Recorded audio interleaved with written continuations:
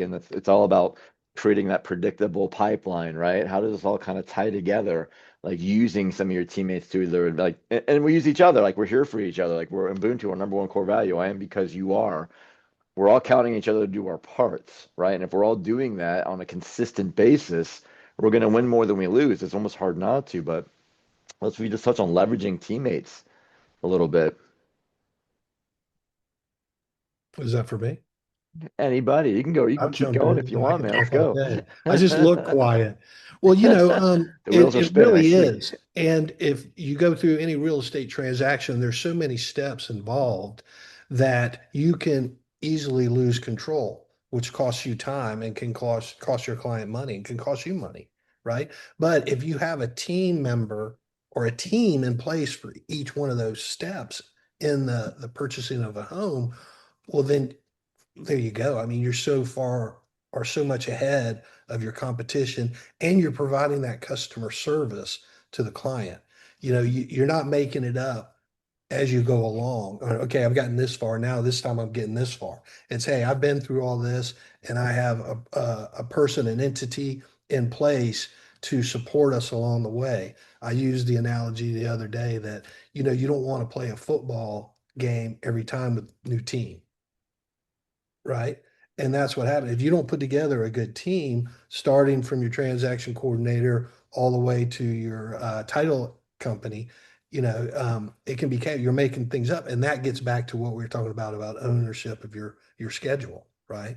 Just think of every transaction you're having to locate a new inspector, or you were writing the contract yourself for each transaction, or you had to work with different lenders, a different title company every time, A great point, man. or you have that team that reduces all of that and lets you focus on new business and customer service. It just isn't, okay, I got everybody in place. Call me when I can pick up my check. It's, hey, now I have this time. Let me step up my customer service, right? Because Mm. I want a referral.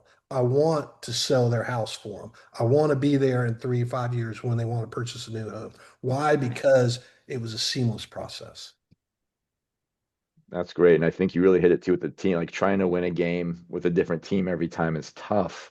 That's a great perspective, my It's man. It's really like, good. Yeah. yeah, yeah, like you play how you practice. And if you're playing together and practicing together again and running that same play over and over again, it just becomes seamless, and which in turn will give a hell of an experience to a client ultimately if where everyone's doing what they're supposed to do. And even if something does go wrong, we know what the audibles are, we know what the checkdowns are. We can certainly pivot to what we got to do to still make it to the end zone or whatever. We do a little sports analogies here, love it or leave it, but it makes a lot of sense, Scott, for sure, my man.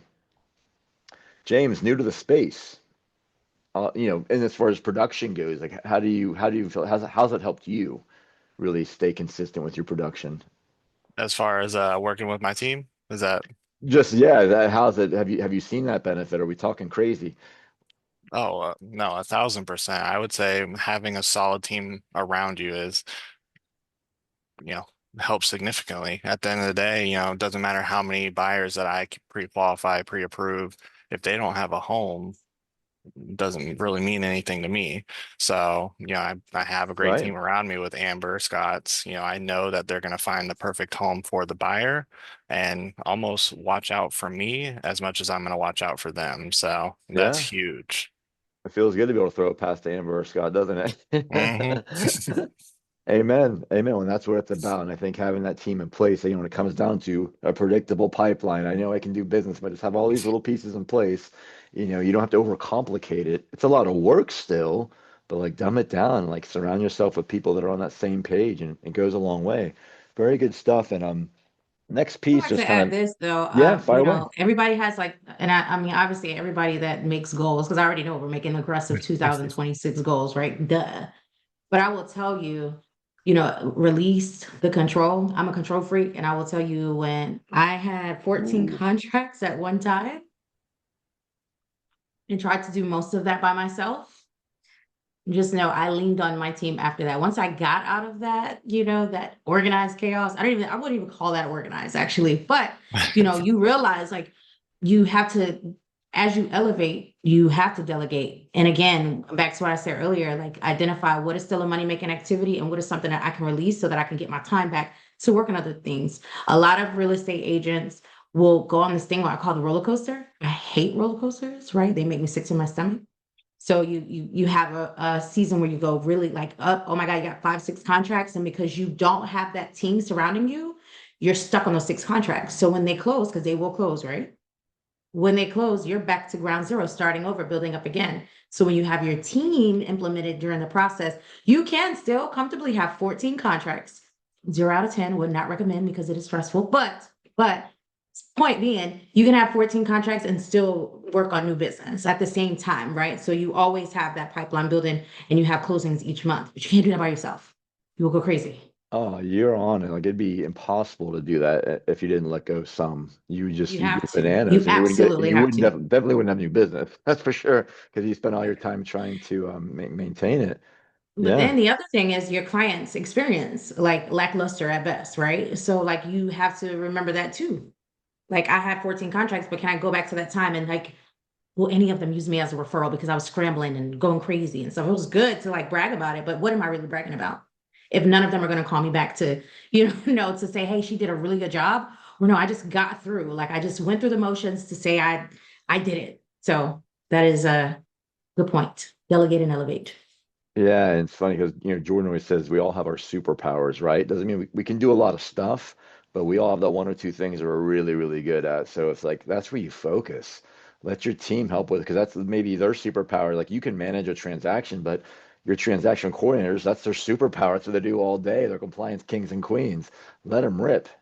That way you can use your superpower to be in front of those clients or negotiating the next deal, what have you. So I'm with you on that, 100%.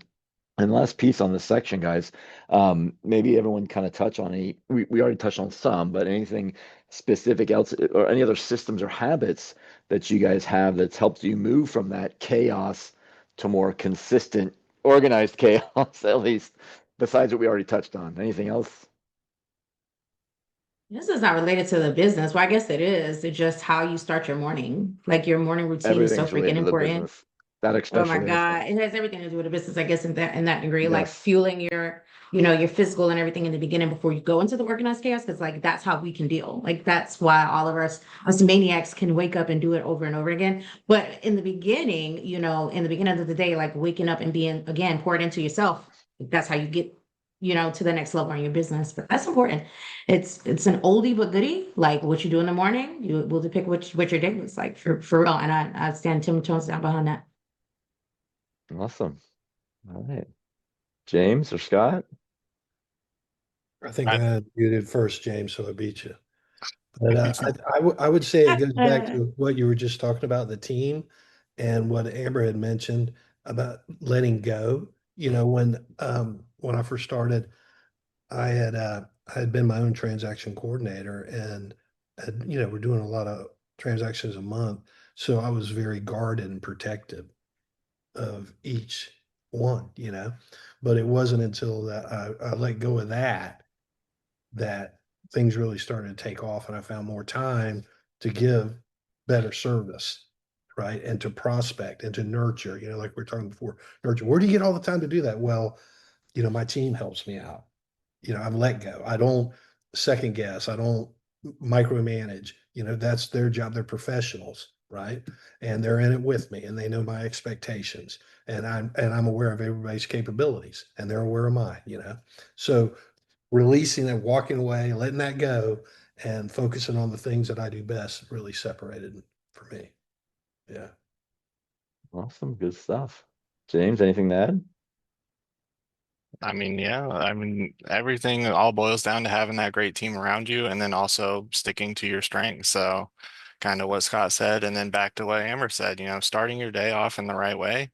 That was my biggest challenge coming to where I'm at now is, I always put myself behind the business, not taking that time to work out in the mornings and make sure I was right, just carrying all that stress. So, got into the routine of waking up in the morning, getting the time to myself, a little stress relief, get my mind and body ready for the day. That way, I'm not handling a fire call at 8 a.m. still groggy. I'm all right, here's how we're going to fix this. Here's what we need to do and get stuff moving. So having a good team as well as focusing on myself and making sure I'm ready, it's done wonder for my business. Awesome. Well, I see the common theme starting again. Oh, good stuff. So that's again our goal with that last segment was really just to kind of give you the four pillars that we have in place that we know help all of us produce at a higher level for that sustainable production. It's that foundational layer that you have to have really you have to be really good at, right? And that consistency is going to pay off dividends to you moving forward year after year after year, right?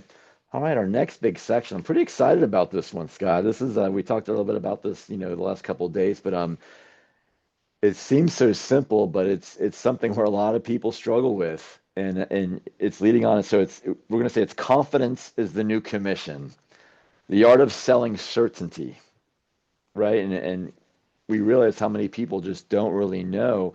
They either lack the confidence to have a good conversation or to walk somebody through the process. But um, we're gonna really just talk about how confidence drives conversion and builds client trust, right? That's really what we're going to touch on now. And I don't think again, some of what we were talking about before, they don't just buy homes, they buy your confidence. And like if I were to go out with Scott or Amber or James, get a loan consultation from you, I would like just feel like, yeah, I'm in. What do I get? I'd follow your lead. I wouldn't even think twice, just because of like the confidence you guys exude when you're in your best and you're in front of that client, you're in that showing, or what have you. It's just like you could tell you're the guy or the girl, right? There's no question. Like I know I'm in good hands. And a lot of people, I think, struggle with that. Like you would, like, hey, I'm on to the next house. I'm not even thinking about calling you back if I was the client to some people, right? Just because you didn't wow Right. me at all. You didn't give me any value again. But like, it's not just value. Like anybody can give some data, but just that whole aura that you guys portray when you're in front of somebody or talking to a client, it's a no-brainer why you guys are as successful as you are. But how do we fix that? How do we get other people to kind of get that vibe? Ooh. Ooh, that's a good one, Scott. This is Yeah. all Scott. You too, and James too, but Right, right. this is Yeah, I'll Mr. take it. Scott right now. Right. I always go back. Isn't that great? Where you left off of what have you changed? Your mindset, right? And Mm-hmm. so and this has worked for me. I've really shifted gears at the beginning of the year. So I'm almost 12 months into doing it.